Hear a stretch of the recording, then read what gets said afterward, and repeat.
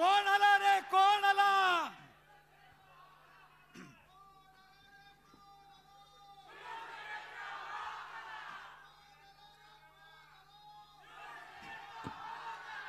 जमलेल्या माझ्या तमाम हिंदू बांधवांनो, भगिनींनो आणि मातांनो, मेरी हिंदी आपकी समझ में आएगी क्या, कि मराठी ज्यादा अच्छी समजोगे? दोन्ही समजाल ना? यालाच तर आपलं हिंदुत्व म्हणतात. जो एक दूसरे में भेद करते हैं उसको हिंदुत्व नहीं कहा जाता. इसे तो चाणक्य नीति भी नहीं कहा जा सकता, लेकिन कूटनीति होती है जो खुद के अपने स्वार्थ के लिए की जाती है और कुछ लोग कर रहे हैं. बहुत दिनों के बाद ठाणे में आया हूं. ऐसे नहीं कि पहली बार मैं गडकरी रंगायतन में आया हूं, कई बार आया हूं. जैसे संजय जी ने कहा कि ये गडकरी रंगायतन भी आदरणीय बाला साहब जी की देन है. और मुझे याद है 68 या किती राजन असेल, 68 69 67 असेल, नगर निगम के चुनाव होने जा रहे थे और एक जनसभा में, विराट जनसभा थी, एक पर्चा आ गया, ऐसी चिट्ठी आ गई. बाला साहब भाषण कर रहे थे और उसमें लिखा था कि ठाणे में नाट्यगृह नहीं है. तो बाला साहब ने कहा, आप सारे लोग मिलकर मेरी शिवसेना को सत्ता दे दो, मैं आपको नाट्यगृह दे दूंगा. और तब जाके पहला नाट्यगृह ठाणा में आ गया. हाँ, नाट्यगृह तो हमने दे दिया, लेकिन नाटक कुछ और ही लोग कर रहे हैं. आज ये सब जोश देखकर कुछ लोगों के होश तो जरूर उड़ गए होंगे और उड़ने भी चाहिए. जिनको ऐसे लगता है कि मैं मतलब ठाणे नहीं, ठाणा और शिवसेना, और वो भी असली शिवसेना. असली इसलिए मैंने शब्द का उपयोग किया, अभी मार्केट में चाइनीज माल भी आता है. सिर्फ माल ही नहीं, अपने भगवान की मूर्तियां भी आती थी, अब भी आती है या नहीं पता नहीं, लेकिन उसी को हम भगवान समझकर पूजा करते हैं. ऐसे कुछ चाइनीज लोग, बनावट, बोगस, गद्दार, वो अपने आप को समझते कि मैं शिवसेना से भी ऊपर हूं. नहीं, इतने ऊपर तो नहीं जा सकते. अगर उससे ऊपर जाना है तो जाएगा तो वापस नहीं आएगा.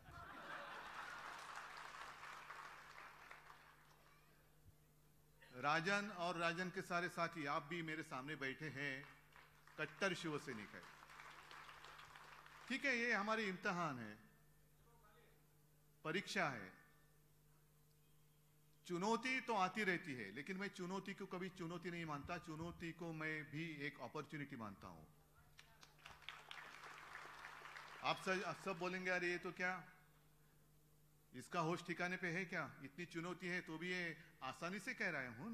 बिल्कुल, परीक्षा तब भी होती है जब कठिन समय आता है. जो भी लड़ने के वक्त साथ रहते हैं वही असली साथी होते हैं, वही असली सैनिक रहते हैं, जैसे आप मेरे सामने बैठे थे. कुछ भी कोई भी देने, जो बात आपने कही ना, 50 खोके, 50 खोके, एकदम ओके. अरे जिस सरकार का जन्म ही खोके में से हुआ है तो वो क्या हमें न्याय दे दे? फिल्म अभी आपने देखी, उसमें एक सवाल पूछा गया था कि अच्छा यूबीए, मला वाटलं यूबीटी आहे. स्पीकर वरती म्हणून म्हटलं हे कुठून आलं. शिवसेना ने और उद्धव ठाकरे ने उत्तर भारतीयों के लिए क्या किया, बताओ आप. अगर मैंने कुछ किया नहीं होता तो आप यहां आते क्यों? और जो भी प्रश्न या सवाल पूछने वाले, उसका उत्तर तो आप उत्तर भारतीय ही उसका उत्तर देंगे. मैंने कभी, हाँ, मेरे भी आवाज सुनाई दी. मैंने भी मुख्यमंत्री पद की शपथ ली थी और उसमें संविधान के आधार पर मैंने ली थी. और उसमें मैंने कहा था ये शपथ कि मैं किसी के साथ भेदभाव नहीं करूंगा, भेद नहीं करूंगा. आपस में लड़ाई क्यों करनी है? हाँ, यहां जो कुछ मैं कर सकता था कोरोना के समय में, मैंने बिल्कुल किया. और इसलिए मैं हमेशा कहता हूं, ये मेरा सौभाग्य है जो और किसी के नसीब में नहीं है. महाराष्ट्र की जनता मुझे अपने एक परिवार का सदस्य मानती है, मेरा सौभाग्य है. और इसमें सारे लोग आए। हिंदू तो ही हैं, क्या आप लोग हिंदू नहीं है? अच्छा, हिंदुत्व की बात करें तो हिंदुत्व का मतलब क्या है? मैं कांग्रेस के साथ गया, हाँ गया खुलेआम गया। आधी रात में जाकर चोरी छुपे मीटिंग नहीं की। पहले एक सवाल मैं उनसे पूछना चाहता हूं कि हमें कांग्रेस के साथ जाने के लिए मजबूर किसने किया? बीजेपी के साथ तो हम थे ही 25 साल, 50 साल, 30 साल, शायद दुनिया के इतिहास में एकमेव गठबंधन होगा इतने साल से एक फेविकॉल से भी ज्यादा मजबूत, से जोड़ से ज्यादा मजबूत जोड़ था हिंदुत्व के लिए। तो वो जोड़ वो किसने तोड़ा? पहले बीजेपी ने तोड़ा। और बीजेपी को ऐसे लगा था जैसे ये लोग गए ना गले में एक बेल्ट बांध के, नहीं मेरे गले में पट्टा, हाँ ऑपरेशन हुआ इसलिए वो कॉलर पहननी पड़ती है, लेकिन वैसे पट्टे बांधने वाला आज तक कोई पैदा नहीं हुआ है और ना ही होगा, क्योंकि बाला साहब का खून मेरे रग में है, रगों में खून है उनका। मैं कभी लाचार नहीं हो जाऊंगा या कभी गुलाम नहीं हो जाऊंगा। मैं झुकूंगा जरूर, लेकिन वो झुकूंगा आप सारे लोग जो मेरे हिंदू लोग हैं, सारे लोग मेरे अपने हैं, उनके सामने मैं जरूर झुकूंगा, लेकिन इनके सामने नहीं। मैं तानाशाही को कभी बर्दाश्त नहीं करूंगा।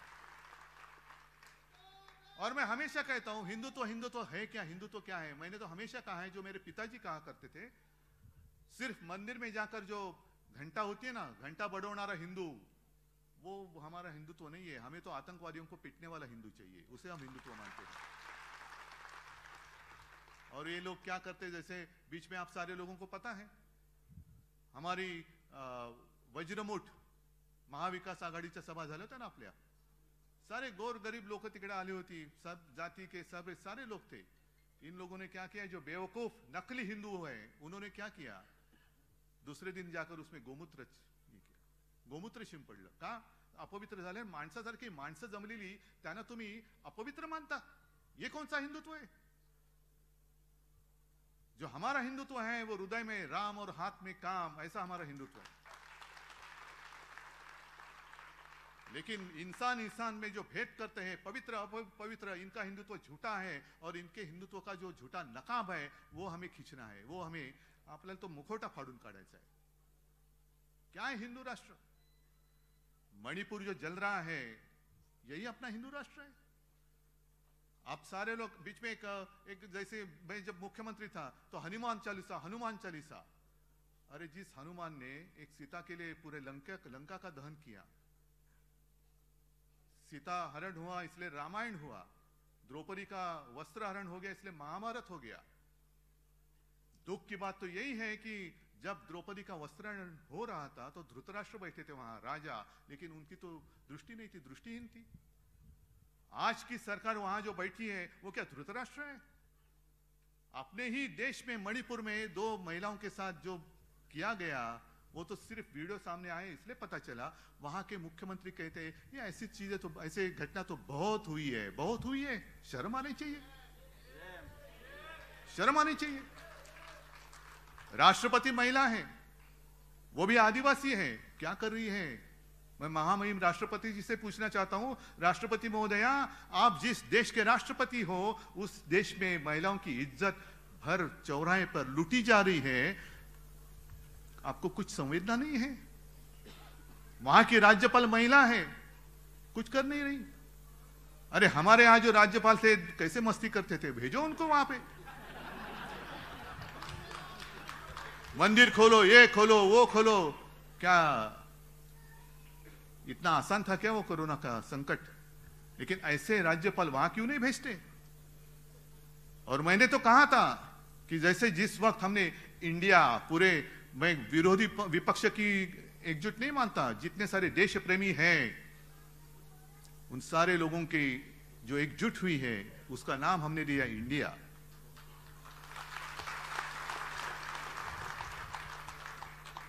तो इंडिया की भी आलोचना हमारे प्रधानमंत्री जी ने की, उसकी तुलना उन्होंने इंडियन मुजाहिदीन। तो प्रधानमंत्री जी 1-2 दिन में यहाँ महाराष्ट्र में आने वाले हैं, गद्दारों के साथ बैठने वाले हैं, जिनके ऊपर भ्रष्टाचार के आरोप किए उनका सत्कार करने वाले हैं। यही हमारा हिंदुत्व है। तो मैं प्रधानमंत्री जी से पूछना चाहता हूं, जब भी आप विदेश जाते हो तो प्राइम मिनिस्टर ऑफ इंडिया, एक देश की शान की बात होती है। अरे अपने देश का प्रधानमंत्री देखो, कौन है बाद में, लेकिन देश का है। तो प्राइम मिनिस्टर ऑफ इंडिया का मतलब क्या है? आप इंडिया, मेरे देश को वहां जाकर रिप्रेजेंट करते हो कि इंडियन मुजाहिदीन के प्रधान सेवक बनकर जाते हो? मुझे बताओ। ये आए हैं अपने प्राइम मिनिस्टर ऑफ इंडिया जो रिप्रेजेंट कर रहे इंडियन मुजाहिदीन, आतंकवादियों को। ऐसे होता है? इतनी आपकी सोच गिरी गई।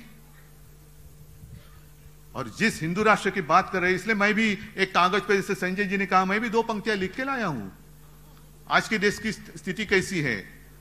खुलेआम महिलाओं के साथ अत्याचार हो रहा है। उस वक्त जब द्रौपदी का वस्त्रण हो रहा था तो भगवान श्री कृष्ण आए थे और उन्होंने उनकी लज्जा बचाई थी। लेकिन अब कौन है? कौन बचाएगा? जो विश्व में पूरे ताकतवर नेता है, विश्वगुरु है, महाशक्तीचा बाप, पण त्यांच्या राजवटीमध्ये महिलांची आबरू लुटली जाते, कसं त्यांची धिंड काढली जाते। कौन बचाएगा मेरे इन माता और भगिनी, जो माता और बहनें, उनकी इज्जत कौन बचाएगा? कौन आएगा? श्री कृष्ण। और इसलिए कुछ पंक्तियां जो मला वाटतं कवि उपाध्याय जी थे, उनकी कविता है, मैं खास करके लिख के लाया हूं क्योंकि गलती ना हो जाए। पूरी कविता पढ़ने जैसी है, लेकिन पूरी कविता ही नहीं पढ़ूंगा, 4 ही लाइनें। और उन्होंने लिखा है कि अब द्रौपदी क्या करेगी? तो उन्होंने द्रौपदी के लिए कहा है, सुनो द्रौपदी शस्त्र उठा लो, अब गोविंद ना आएंगे। अब गोविंद आने की उम्मीद छोड़ दो। गोविंद तो बैठा है अपनी आंखों पर पट्टी बांधकर, धृतराष्ट्र जैसे। अब गोविंद ना आएंगे, छोड़ो मेहंदी, खड्ग संभालो। खड्ग संभालने का वक्त आया है अभी।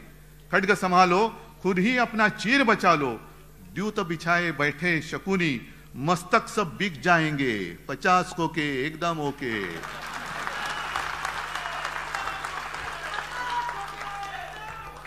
मस्तक सब बिक जाएंगे, सुनो द्रौपदी शस्त्र उठा लो, अब गोविंद ना आएंगे।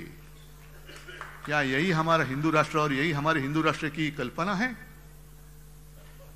राम मंदिर बनेगा खास कर उत्तर भारतीयों के लिए या हिंदुओं के लिए बनेगा, लेकिन किसने बनाया? वो मोदी जी ने नहीं बनाया, कोर्ट के फैसले ने बनाया है। वो जब बाबरी गिराई गई थी तो ये सारे बीजेपी के लोग, सारे, मैंने मेरे भाषण में कहा है कि ये सारे जितने सारे चूहे हैं ना, त्या चुह्यांच्या बिळामध्ये घुसले होते भाजपवाले। सब चूहे बाहर आए थे। तो एक पत्रकार ने चूहे को पूछा, अरे क्यों भाई, आप आपके घर में नहीं, क्यों नहीं? अरे क्या करूं, वो बीजेपी वाले घुसे, बाबरी गिर गई ना, बाबरी गिराई गई तो ये सब लोग भाग गए।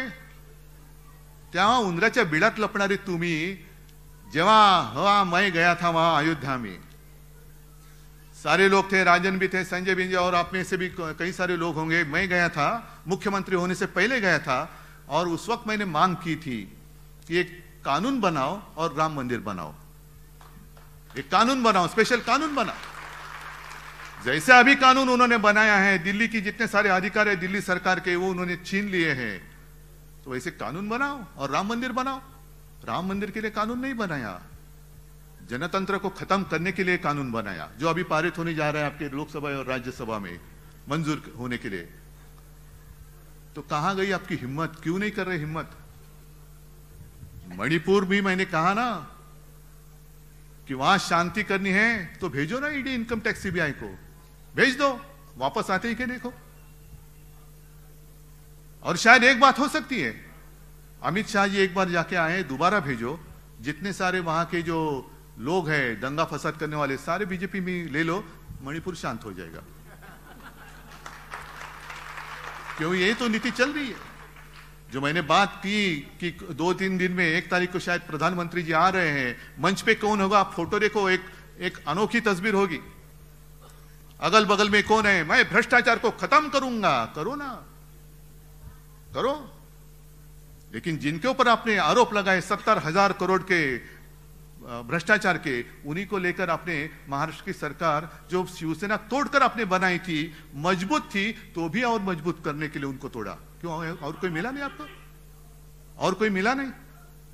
म्हणजे असं काय आहे का की चिखल उगवायला दुसरीकडे असला तो मळ आणि भाजपाला आला की कमळ? का कमळ फुलवाला तुम्हाला मळ लागतोय, सगळे भ्रष्टाचारी दिखा, तू भ्रष्टाचार कर रहा है, आजा आजा मेरी गाड़ी में बैठ जा। भ्रष्टाचार की गाड़ी चल रही है, तेज बुलेट ट्रेन चल रही है, भ्रष्टाचार की गाड़ी। अरे भारतीय जनता पार्टी, अब नाम लेने के लिए शर्म आनी चाहिए, ये तो भ्रष्ट जनता की पार्टी हो गई है, भ्रष्ट जनता पार्टी। क्या आपका शासन है कहां? और अभी कैसे होता है कि जब भी चुनाव आते हैं तो इनको सारे पुराने साथी याद आते हैं। जिस वक्त अपनी मीटिंग चल रही थी इंडिया की, तब उनको याद आ गया, अरे अपना भी ऐसा कुछ था ना, तो किसी ने बताया हाँ था ना, क्या नाम था उसका, एनडीए। हाँ तो चलो एनडीए की मीटिंग बुलाओ। एनडीए में कितने सारे लोग बैठे थे, सब आधे अधूरे। नहीं, आधे अधूरे इसलिए कहा कि मैं भी 2 मीटिंग के लिए गया था, पूरी शिवसेना मेरे साथ, मैं आज भी पूरी शिवसेना मेरे साथ ही है। लेकिन अब आप इतने ताकतवर हो गए तो भी आपको ऐसे तोड़ मरोड़ कर पार्टी मजबूत करने की क्या जरूरी है? मतलब आप में आत्मविश्वास नहीं है। आपको पता चला है कि 2024 के बाद आपकी सत्ता टिकने वाली नहीं है। मेरे जनता की जितने सारे देश प्रेमी लोग हैं वो इकट्ठा आकर, एक साथ आकर आपको सत्ता से दूर करेंगे। क्या हमारा गुनाह क्या है? इंडिया का आपने संबंध आतंकवादियों से जोड़ा, तो क्या मैं आतंकवादी हूं? इतने सारे मेरे भाषण सुनने के लिए आए सारे आतंकवादी हैं जो आपके साथ थे, ममता दीदी थी, नीतीश कुमार थे, सारे लोग क्या आतंकवादी है? आपने ऐसा कौन सा ठेका लिया है कि सिर्फ आप ही देश प्रेमी हैं और हम देशद्रोही? नहीं, देश मतलब आप नहीं, ये देश मतलब मेरे सर्वसामान्य जो लोग हैं ना, वो है देश। यही हमारा देश है और इसलिए हम भी भारत माता का पूजन करते हैं। भारत माता सिर्फ आपकी नहीं है, भारत माता हम सबकी है। अरे इन लोगों का तो भारत माता के वक्त, उस वक्त आजादी के संघर्ष में कोई लेना देना नहीं था, दूर दूर से नहीं था। अब जो हक जता रहे ये हमारा है नहीं, इसलिए मैं कहता हूं कि अपने देश से ऊंचा कोई भी होना नहीं चाहिए। मेरा देश सबके ऊपर, मेरा देश सबसे ऊंचा है, उसके ऊपर कोई भी होने दो, नहीं उसके नीचे। तो देश का वासी है, नीचे नीचे। देश से ऊपर उठकर देश की पहचान किसी व्यक्ति की पहचान से जुड़नी नहीं चाहिए। मेरे देश की पहचान देश कर ही रहनी चाहिए। अगर हम बाहर जाते, आप कहां से आए? मैं भारत से आया हूं, हाँ हिंदुस्तान से आया हूं, इंडिया से आया हूं। लेकिन हमारे यहाँ के गद्दार वहां कहीं गए थे तो उनको पूछा, ऐसे वही कहते एकदम सीना तान कर कहते, किसी ने उनको पूछा आप कहां से आए हो? तो उन्होंने कहा मैं इंडिया से आया हूं। अच्छा, मोदी के देश से? हाँ। अरे मोदी का देश? क्या इन गरीब लोगों का देश नहीं है? गरीब लोगों का देश नहीं है? ये देश मेरे गरीब लोगों का है, देश की जनता का ये देश है। सिर्फ एक व्यक्ति का देश नहीं है, एक व्यक्ति कोई मालिक नहीं बन सकती।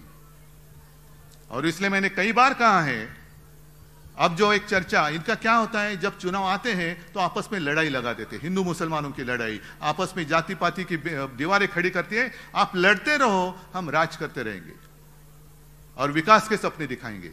विकास, हम विकास कर रहे। क्या किया है विकास? विकास तो अंग्रेज भी कर रहे थे, तो क्यों हमने सबने उनको क्यों भगाया? हमें विकास चाहिए लेकिन गुलामी नहीं चाहिए, हमें आजादी चाहिए। आप हमें विकास का सपना दिखाएंगे और आपका गुलाम बनाएंगे, हम मंजूरी करेंगे, हम नहीं करेंगे मंजूर उसको। हम नहीं गुलाम होंगे, हमें विकास करना है और हमारे देश की जनता काबिल है अपना विकास करने के लिए। और आते जाते किसी ने मुझे एक कार्टून बताया, विकास की बात कर रहे हैं ना, तो एक कार्टून बताया कि एक श्रीमान जी थे, वो अखबार लेकर खुशी में अखबार पढ़ रहे हैं, तो उनकी श्रीमती जी उनको कहते कि अजी सुनिए, ये जो तस्वीर देख रहे हैं ना, ये चांद्रयान जो आपने भेजा है अपने देश ने, उसने भेजी हुई तस्वीर नहीं, ये तो हमारे शहर का रास्ता है उसकी तस्वीर है। इतने गड्ढे पड़ गए हैं, इतने गड्ढे हैं, इधर गिरे, इतने गड्ढे हैं कि चांद पे जाने की जरूरत ही नहीं है। यहीं पे समझ में आती है कि चांद में कैसे होगा सब। और ये सब झूठी बातें, इससे अभी हमें जागते रहते सबको जगाना चाहिए।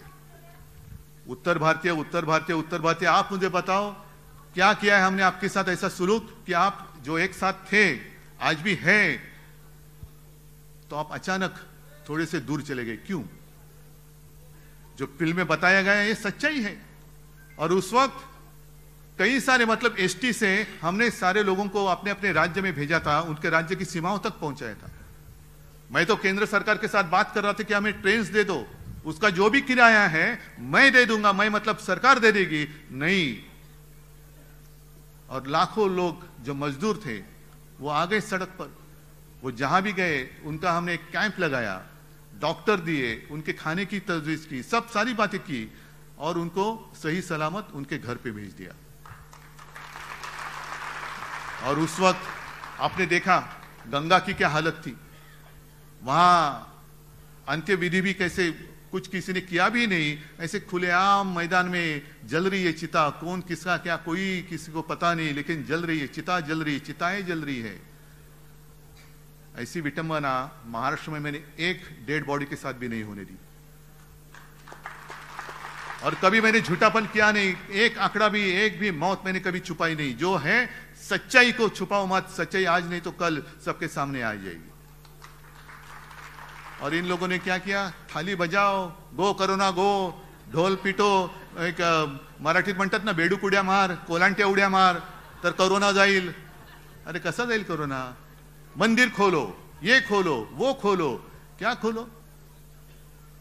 और मेरी आलोचना की जाती है, माझे कुटुंब माझी जबाबदारी, हे फक्त कुटुंबापुरतेच आहे। हाँ बिल्कुल, मेरा परिवार मेरी जिम्मेदारी है, सब मेरा परिवार है, पूरा महाराष्ट्र मेरा परिवार है, जिम्मेदारी मेरी है। और मेरे परिवार की जिम्मेदारी मैं लेता हूं, पता नहीं आपके परिवार की जिम्मेदारी को और लेता होगा तो मुझे नहीं मालूम, लेकिन ये मेरा परिवार है, महाराष्ट्र मेरा परिवार है और उसकी जिम्मेदारी मेरी है, मैं हूं। और इसीलिए सारे लोग जो मुझे अपने परिवार का सदस्य मानते हैं, ऐसे नहीं मानते, एक रिश्ता जुड़ा है मेरा इनसे, एक रिश्ता जुड़ा है। आज आप लोग सारे इतने उत्साह में हैं, लेकिन ध्यान में रखो, क्योंकि आज तक मैंने अनुभव किया है। हम कहते हैं कि कभी वार्ड में किसी को पूछते हैं, अरे इसका ये जो एरिया इसका क्या, साहब यहाँ थोड़ा मुश्किल है क्योंकि यहाँ उत्तर भारतीयों की बस्ती है। और बीजेपी क्या करती है, आरएसएस क्या करती है? उत्तर भारतीय मतलब कहां से है? उत्तर प्रदेश से है, बिहार से है, झारखंड से है, और कहां से है? फिर जैसे आपण मराठीत बोलतो ना, घाटावरचा, घाटाखालचा, विदर्भातला, मराठवाड्यातला, फिर ठाकुर है, यादव है, गांव कौन से गांव का, फिर उसके उस बस्ती में वो बस्ती देखते कहां से आए हुए लोग हैं और वहां से किसी को लाकर आपके बस्ती में छोड़ देते हैं। और जो आपके साथ आपकी गांव की बात करेगा, आपकी भाषा में बात करेगा, तो आप बड़े खुश हो जाते हैं, अरे मेरे मायके से कोई आया है, कैसे हो भैया, अरे वाह सब ठीक। और जब वोटिंग का समय खत्म होता है, वो भाई सब गायब। फिर दूसरे दिन से उसके बाद में शिवसेना और हम, आप और हम दोनों एक दूसरे के साथ हैं। लेकिन ये आते हैं, आपको चुनाव के वक्त गुमराह करते हैं, उनकी राह बराबर वो माप लेते हैं और आपको छोड़ देते हैं। इतने सारे अब जब आएंगे तो उनको पूछो कि कोरोना के संकट में आप कहां थे, कोरोना के संकट में आप कहां थे, क्या किया आपने हमारे लिए? मैंने कहा ना, मैंने जो कुछ किया, आपका अनुभव है, मुझे कुछ बताने की जरूरत नहीं है, आपका अनुभव ही बोलेगा। लेकिन मैं आपसे अपेक्षा करता हूं कि आप लोग बोलेंगे मेरी ओर से कि अरे आप यहां आने की जरूरत नहीं है, हम उद्धव जी के साथ है, उद्धव ठाकरे के साथ है, उन्होंने हमारे लिए काम किया। और अब तो जंग शुरू हो गया है। आने वाले दिनों में ध्यान में रखो कि हमें लड़ाने की पूरी कोशिश करेंगे, क्या उसको आप कामयाब होने देंगे? आपका भरोसा जो 24 घंटे आपके साथ रहता है, भले आप आपके घर से दूर आए हो, लेकिन क्या ये आपका दूसरा घर नहीं है? आपको यहां घर जैसी कुछ ऐसी ये बात नहीं लगती? तो जैसे वो आपका अपना घर है, वैसे आप आए हो साथ में मिलकर जो हिंदुत्व कहते हैं, उस हिंदुत्व की एकजुट हमें बताने की जरूरत है। उसी को तो कहते हैं वज्रमूठ। और आप लोग अगर साथ में आएंगे तो मुझे पूछा जाता है कि क्यों आप सबको साथ में चाहते हो, क्या मोदी के खिलाफ हो? मैंने कहा मोदी या किसी व्यक्ति के खिलाफ नहीं हूं, लेकिन मैं तानाशाही के खिलाफ जरूर हूं। मैं नहीं देखना चाहता जो मेरी भारत माता है उसके हाथ और पैर में इनकी श्रृंखला फिर से एक बार पड़े। नहीं, किसी की गुलाम, मैं मेरे भारत माता को किसकी गुलाम नहीं बनने दूंगा। यही कसम हमें आज लेकर जाना है। क्योंकि उस वक्त पहले तो मुगल आते थे, आया करते थे। मुगल मतलब अपने देश के बाहर के लोग, बाबर वगैरह सब, इसलिए तो बाबरी मस्जिद गिराई। फिर अंग्रेज आ गए, 150 साल चले गए, जनरेशन पीढ़ियां चली गई, फिर भी लड़ते रहे और बाद में आखिर वो दिन आ गया, अंग्रेजों को भी जाना पड़ा। अंग्रेज तो गए, तो अभी अपने घर वाले अपने सर पर कहीं ना बैठे, क्योंकि कोई भी हो गुलामी तो गुलामी ही होती है। और अभी मुझे फिर से दोहराता हूं, मेरी भारत माता को दोबारा गुलाम मैं नहीं होने देना चाहता। आप क्या चाहते हो? आप गुलाम बनकर विकास का सपना देख सकते हो? गुलाम बनकर विकास का सपना क्या देखेंगे? उठ बोलेंगे तो उठना पड़ेगा, बैठ बोलेंगे तो बैठना पड़ेगा। यही विकास आपको मंजूर है?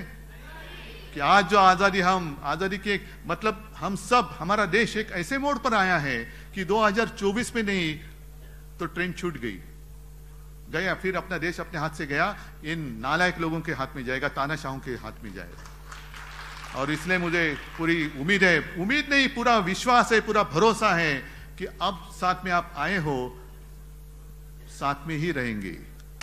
भले कितनी करनी है कोशिश करने दो, लेकिन हमारी जो एकता है उसको हम टूटने फूटने नहीं देंगे और मेरे भारत माता को हम आजाद ही रखेंगे। यही हम शपथ लेते हैं। जय हिंद, जय महाराष्ट्र।